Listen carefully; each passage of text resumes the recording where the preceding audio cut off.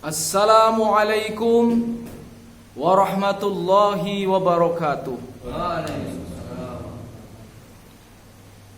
Innal hamdalillah nahmaduhu wa nasta'inuhu wa nastaghfiruhu wa nu'minu bihi wa natawakkalu alaihi wa na'udzu billahi min sururi anfusina wa min sayyiati a'malina may yahdihillahu fala mudilla lahu wa may yudlil fala hadiyalah. Asyhadu an la ilaha illallah wa asyhadu anna sayyidana Muhammadan abduhu wa rasuluhu sallallahu alaihi wa ala alihi wa sahbihi wa baraka wa sallama tasliman katsiran katsira. Amma ba'du. Hadirin rahimani wa rahimakumullah. Tujuan tertinggi manusia adalah mendapatkan ridho dari Allah Subhanahu wa ta'ala, pencipta manusia. Mengapa? Karena apabila Allah Subhanahu wa ta'ala sudah ridho, maka kita akan mendapatkan segalanya. Karena Allah adalah pemilik langit, Allah pemilik bumi, pemilik alam semesta, pemilik daripada akhirat. Ya, dia pemilik sorga dengan segala isinya, pemilik neraka dengan segala isinya, ya, pemilik semuanya. Ya. Ini Allah Subhanahu wa ta'ala. Maka pencarian ya manusia yang tertinggi adalah mencari keridhaan Allah Subhanahu wa ta'ala. Nah, sekarang pertanyaannya, bagaimana cara meraih daripada ridho Allah Subhanahu wa ta'ala? Siapa yang bisa? Cara meraih ridho Allah Subhanahu wa ta'ala? Ya, mengamalkan semua perintahnya, menjauhkan seluruh larangannya, ya. Salah satu cara untuk mendapatkan ridho Allah Subhanahu wa ta'ala, kata Nabi, apa? Yaitu apa? Mencari ridho orang tua. Karena ridhollahu biridhotil walidain. Ridho Allah bergantung ridhonya orang tua. Ini salah satu caranya, ya, adalah mencari ridho orang tua.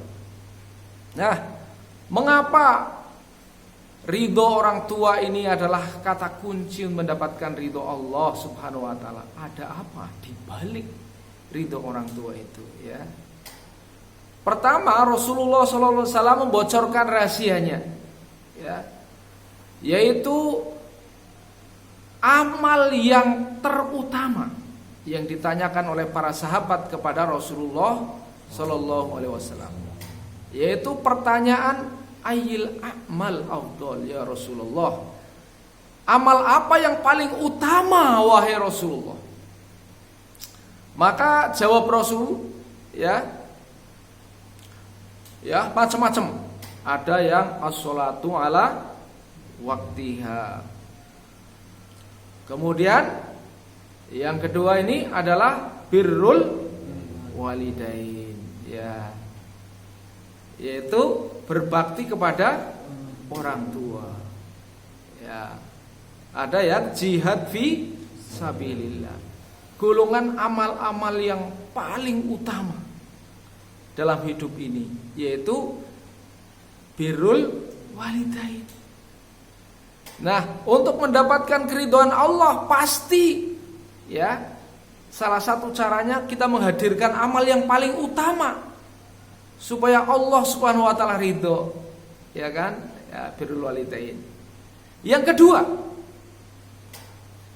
bahwa birrul walidain atau berbakti kepada orang tua itu adalah dapat menghadirkan daripada manusia dari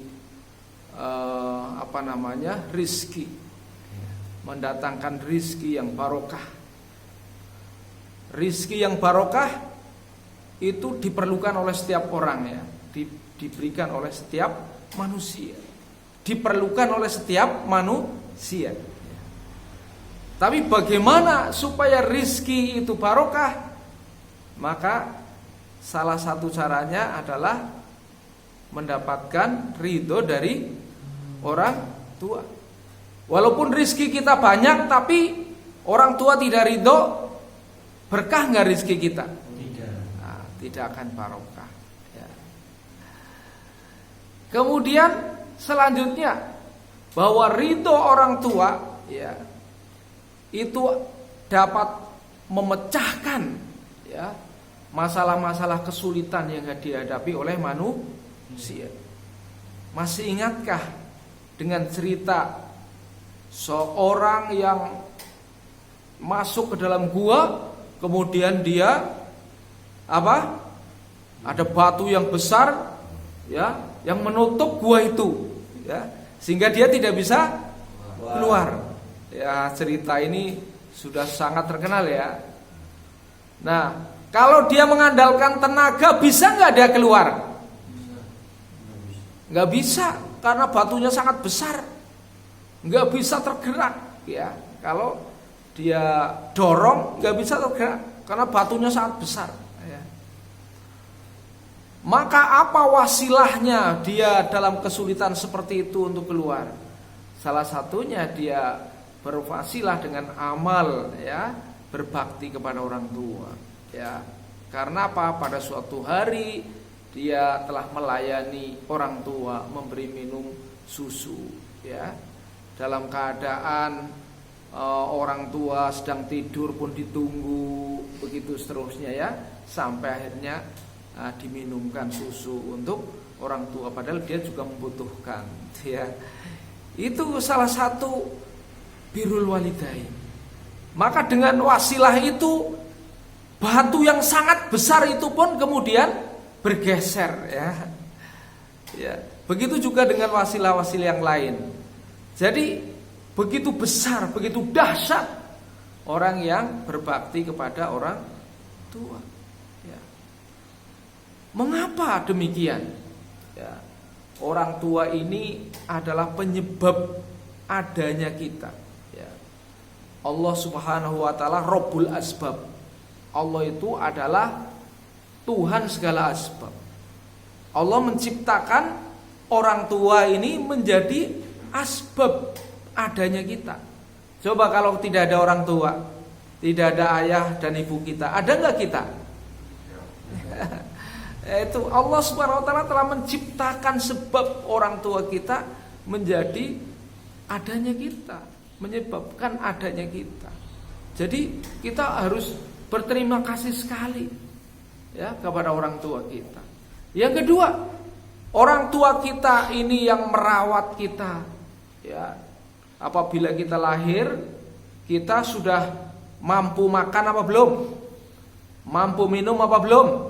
Mampu pakai baju apa belum? Bisa berjalan apa belum? Bisa pakai baju apa belum? Semuanya dalam keadaan lemah.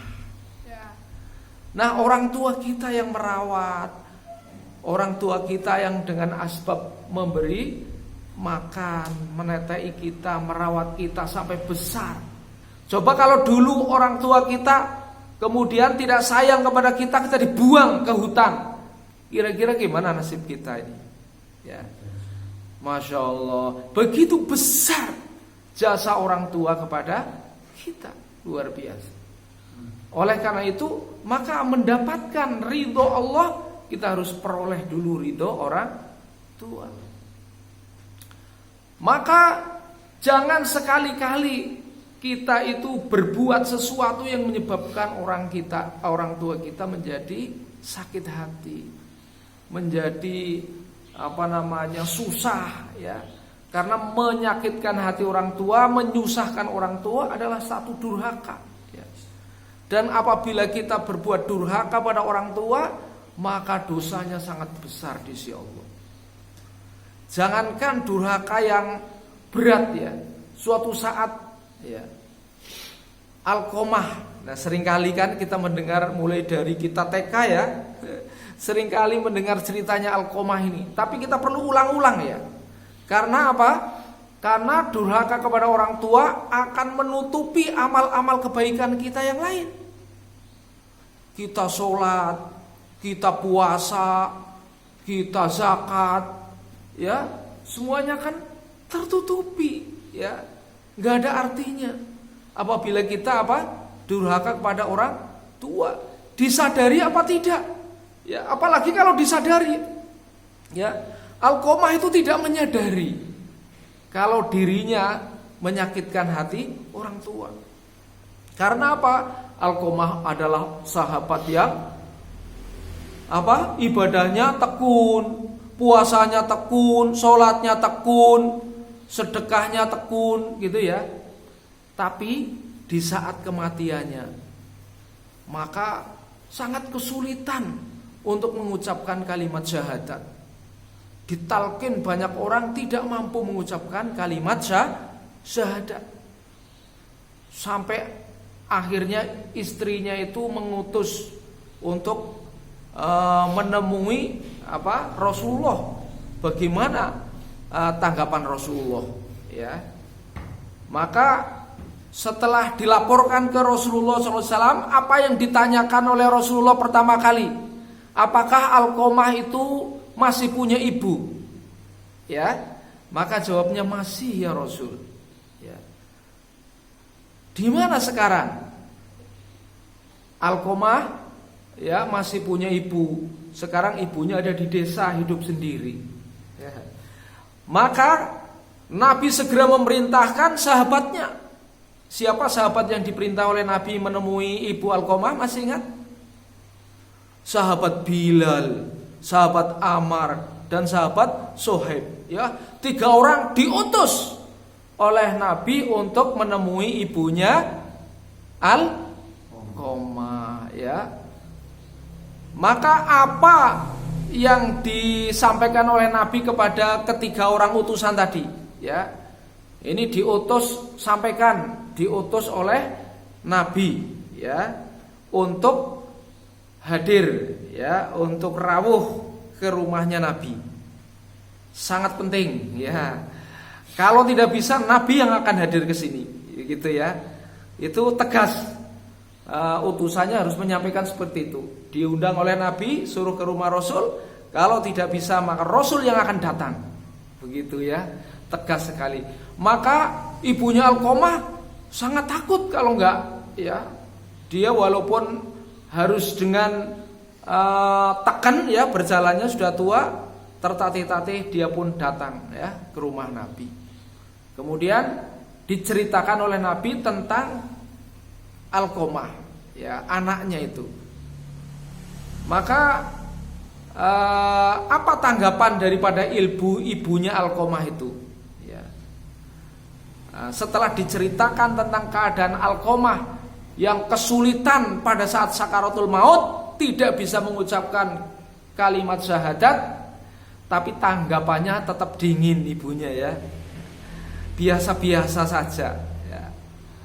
Maka akhirnya apa yang terjadi? Rasulullah Shallallahu Alaihi Wasallam di hadapan ibunya itu tadi memerintahkan kepada 3 orang sahabat tadi, yaitu apa? Siapa? Bilal, Ammar, dan Suhaib. Sekarang kalian bertiga, tolong carikan aku kayu bakar. Maka apa kata ibunya mendengar, ibu Alqamah, ya, mendengar daripada perintah Rasul kepada sahabat bertiga untuk nyari kayu bakar. Apa ya Rasul? Engkau memerintahkan untuk mencari kayu bakar. Walaupun Alqamah itu anak saya, tapi aku tidak tega kalau Alqamah akan dibakar. Itu kata ibunya, ya. Maka Rasulullah Shallallahu Alaihi Wasallam kemudian menyahut, api neraka lebih dahsyat daripada api dunia. Kalau memang engkau kasihan kepada anak engkau Alqamah, maka maafkan, ya, maafkan dia. Maka ibunya kemudian dengan kesaksian Allah dan Rasulnya memaafkan. Kemudian dia menjelaskan, dulu Alqamah sebelum punya istri sangat perhatian kepada saya, tetapi setelah punya istri, ya, dia lebih perhatian kepada istrinya. Maka itulah hati saya sakit, tapi Alqamah tidak menyadari. Jadi hadirin rahimani wa rahimakumullah, kadang-kadang kita tidak tahu bahwa kita itu durhaka kepada orang tua, tidak menyadari. Ya, inilah yang sangat berbahaya. Ya. Walaupun kita sudah sampai rumah tangga, apalagi masih anak, ya kan? Jangan sampai kita menyakiti orang tua, membuat orang tua susah. Tapi bagaimana kita itu dapat membahagiakan orang tua, ya, jadi anak yang soleh, orang tua bahagia, orang tua bangga di hadapan Allah Subhanahu Wa Taala, memintakan agar dimudahkan anaknya, maka insya Allah anak ini akan barokah dunia akhirat. Amin ya robbal alamin. Semoga Allah Subhanahu Wa Taala memberikan kepada kita kekuatan untuk dapat berbakti kepada orang tua. Amin ya robbal alamin. Terima kasih atas perhatian. Mohon maaf atas kekurangan. Billahi taufiq wal hidayah. Wassalamualaikum warahmatullahi wabarakatuh.